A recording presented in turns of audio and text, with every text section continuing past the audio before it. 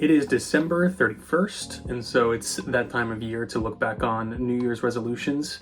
I was pretty tame on them this year. I just wanted to try reading more books because I haven't really read anything in a very long time.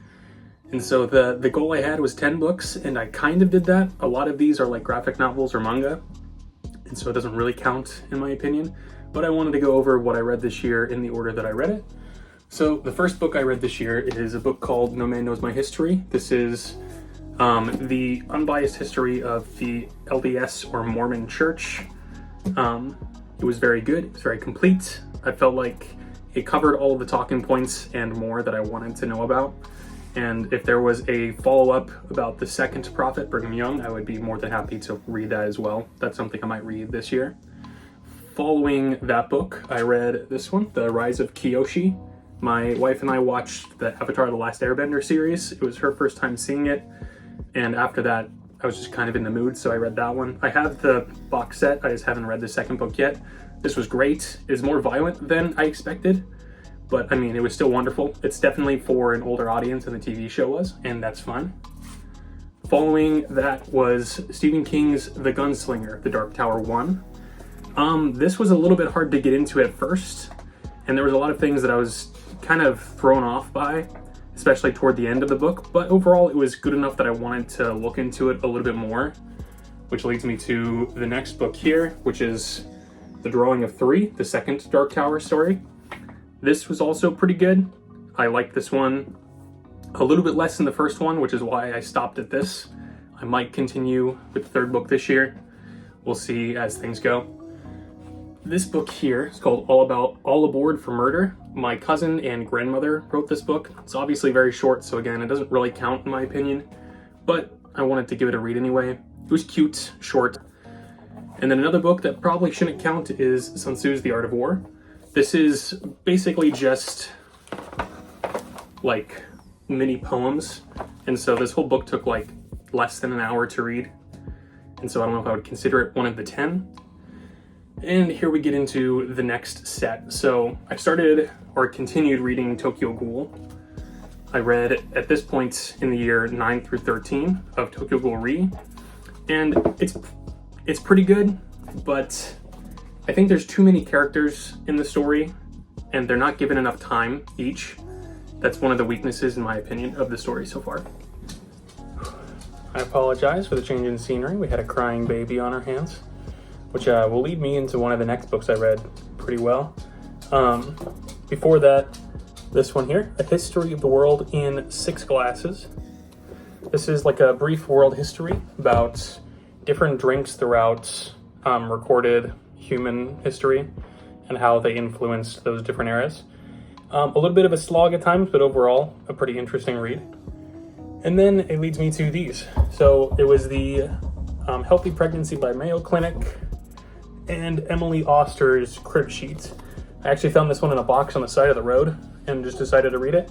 I liked both of them. The Mayo Clinic book for the Guide to Healthy Pregnancy was more of like a textbook, so you don't read it cover to cover. You just kind of go either week by week or look at topics that you want.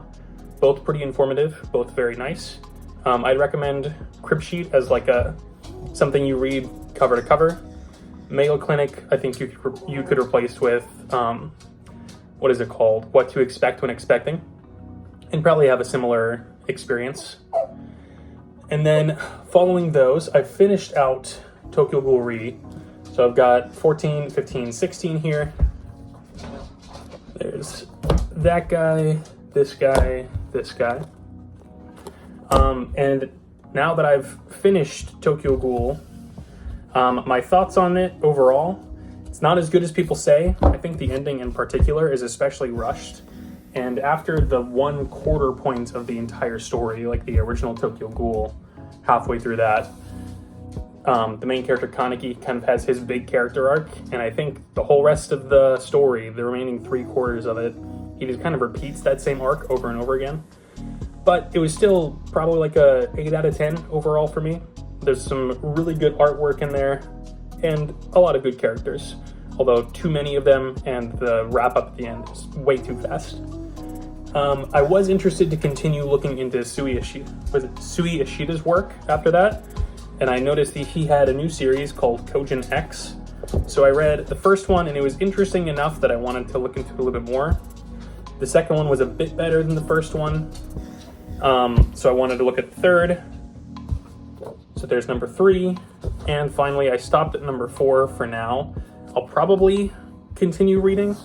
This story is kind of like what if the creator of Tokyo Ghoul made My Hero Academia. It takes place in a high school setting. The power system is way more convoluted and random, but there's some really creative use of the powers in the book series.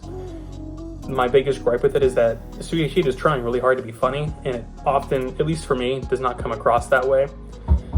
It seems more like childish humor, but then again, it's still like a dark enough story that I wouldn't give it to a child to read. So overall, so far, I'm intrigued by Kojin X. I'm not even sure if I'm saying it correctly, but I'm not like super sold on it. And that leads me to the last set of books that I read. So I've had this book for a super long time. This is Another by Yukito Ayatsuji. It's what was used as the basis for the Another anime that came out in like 2012, I think. It's the horror anime.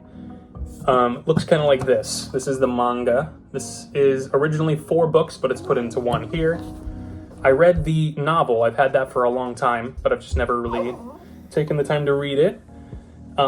It's fantastic. It was so good that I decided to look at the author to see what else he had written.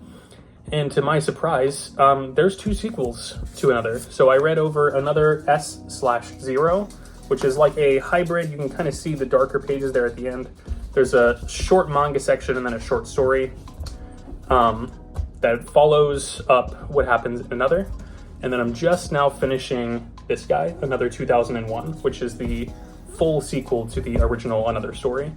Fantastic. I've really liked reading these. Probably my favorite books of the entire year. Enough so that I went ahead and bought this author's most popular book, The Decadon House Murders. I haven't started this yet because I'm just finishing up Another 2001, but I'm really excited to read more of his stuff. It's fantastic. It's also the first book I've read that's translated from another language. I don't really think Art of War counts, since it's more just like poems and not a full novel. Great, like translation's fantastic. And the way that Yukito Ayatsuji tells his story is captivating from beginning to end. I think it's wonderful and worth the read, especially if you liked the anime or the manga. This is the best version of that story. And that's all the books that I read. So I had a goal of 10. If you count the manga, I read way more than 10. If you don't count the manga, I think I'm still pretty close. So I'm happy with how much I read this year. And I'm gonna try and read even more next year. Maybe I'll shoot for 15 books. I really liked getting more into reading. There's a couple books that I'm interested to start. I've got a few, like Way of Kings by Brandon Sanderson, I've heard is fantastic. That one's gonna take up a lot of time. It's like 1,000 pages. But I had a wonderful experience reading this many books this year. Thank you guys for watching, and have a good rest of your day.